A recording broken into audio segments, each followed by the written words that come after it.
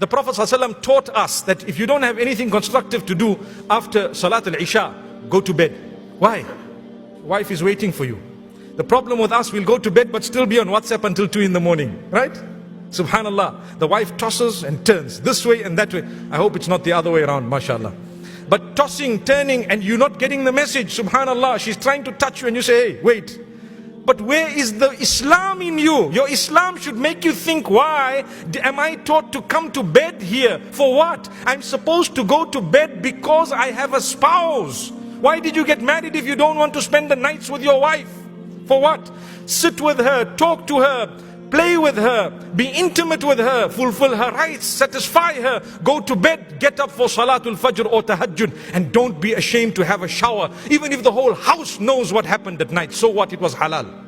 So the Prophet ﷺ used to dress up for who? For his family. How many of you, and I challenge you, it's a Friday, we're talking of the best husband, the most blessed of all creation, the highest in rank of all. I tell you one thing, we need to follow him. Let's not just pay lip service to it. It's not just about lip service, my beloved brothers and sisters.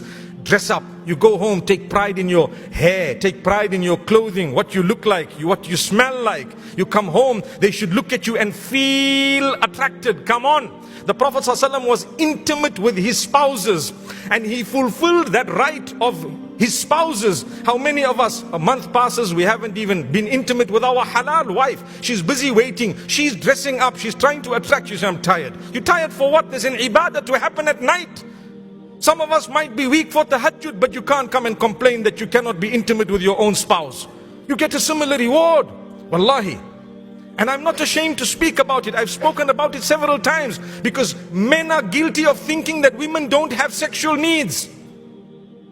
This was the Prophet ﷺ. He tells the companions, "Fi budu'i ahadikum sadaqa." Remember, when you're intimate with your wife and you fulfill her needs and you satisfy her, it is an act of charity. The Sahaba were rightly so. They asked the question, oh wow, is it really a charity?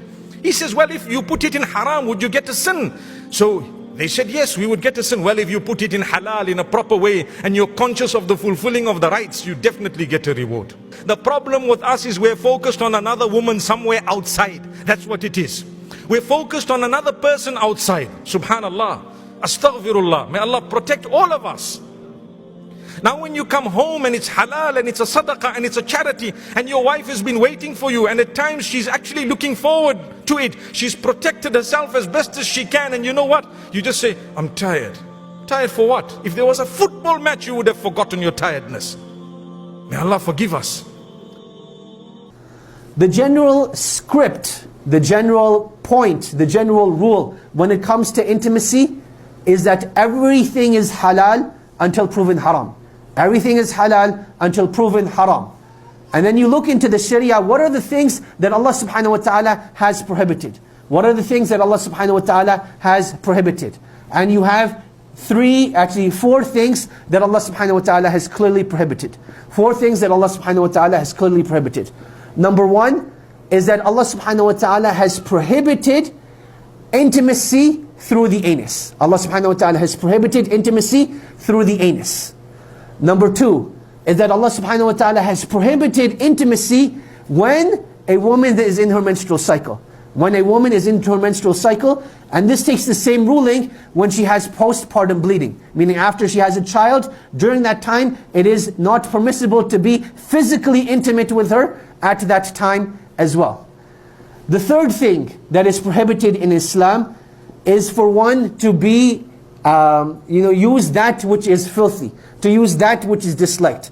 Now, we'll get to this concept later on, bidhnillahi ta'ala, but just understand the general rule. Because over here, Islam didn't come to give specifics, but Islam just gave general guidelines.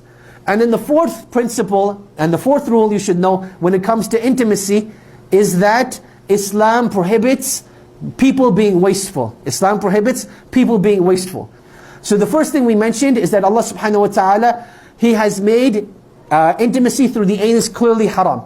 And in fact, this is something that there's consensus on, that there's no disagreement upon, that this is prohibited. This is prohibited and is not allowed.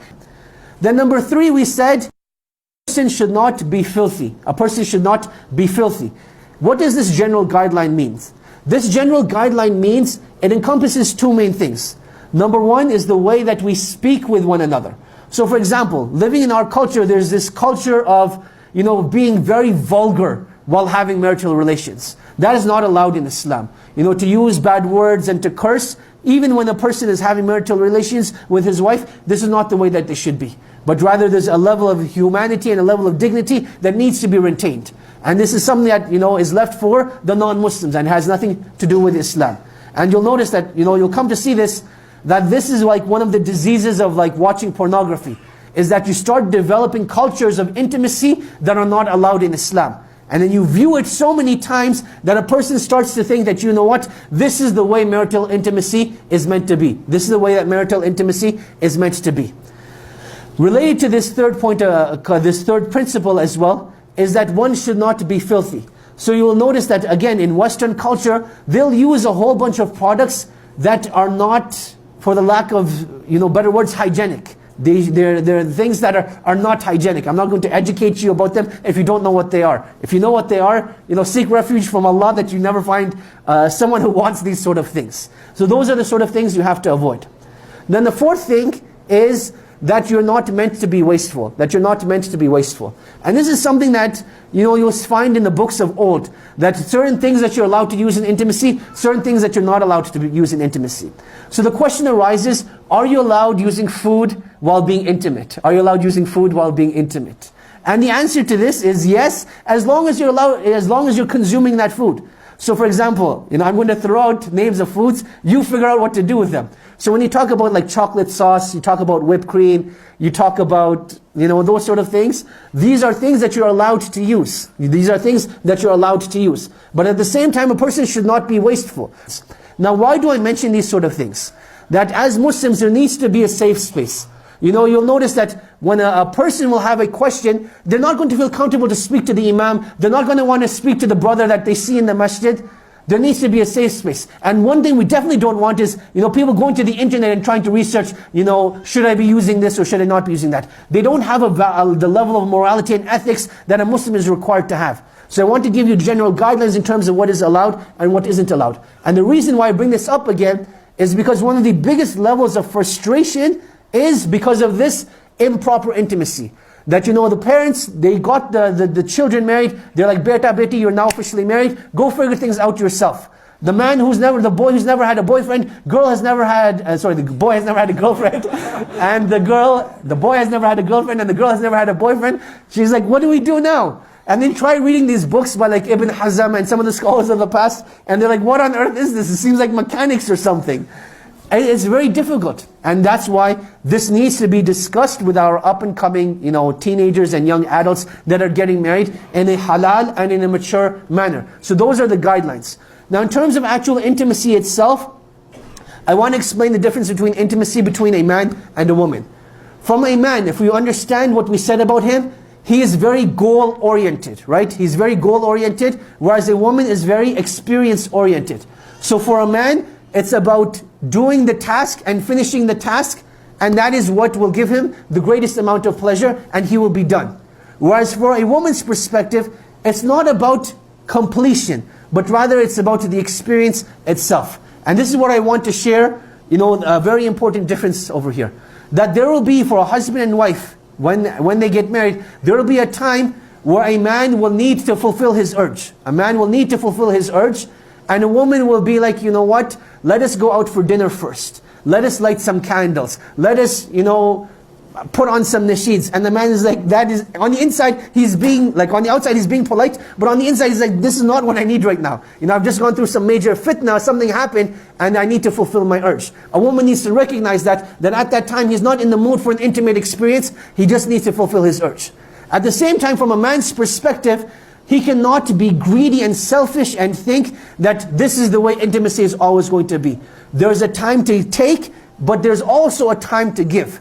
So from time to time, yes, you will have to fulfill your urges, but at the same time, you'll want to make sure that you're giving back to your spouse as well. You'll want to make sure that you're giving back to your spouse as well. And this is something that you will learn to discuss with one another, experience with one another, and grow with one another. And I cannot emphasize enough the importance of communicating over here. That a lot of times, a husband and wife, they'll be having problems in their intimacy, but they're like, what? it's going to stay in the dark. We're not going to discuss it. We're not going to do anything about it. We'll just continue living as it is. But a breaking point eventually comes and nothing gets solved and the relationship eventually breaks down. So it's very important that a husband and wife, they agree amongst themselves that, you know what, we may not know anything about intimacy coming into the marriage, but now that we're married, Allah has made us halal for one another. Let us enjoy this experience. Let us enjoy this experience and let us learn about it as well. So if there's something that you like, tell your spouse about it. If there's something that you dislike, tell your spouse about it. Rather than holding those feelings inside and repressing those emotions, deal with them up front and it makes things a lot easier. Rather than leaving your spouse to guess, to, you know, what does my spouse like, what does my spouse not dislike, you know, be open about it, be frank about it, but be, you know, ethical and moral about it as well. That there's no need for vulgar descriptions, and be, you know, sane and humane, and speak about it in a mature manner.